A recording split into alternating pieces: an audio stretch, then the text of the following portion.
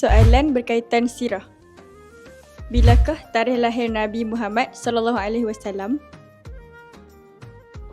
12 Rabiul Awal. Betul. Di manakah tempat lahir Nabi Muhammad sallallahu alaihi wasallam? Di Mekah. Betul.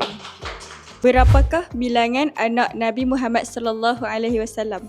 Anak-anak Nabi ada 7 orang. 7. Betul. Sebutkan satu nama anak Nabi Muhammad sallallahu alaihi wasallam. Fatimah. Betul.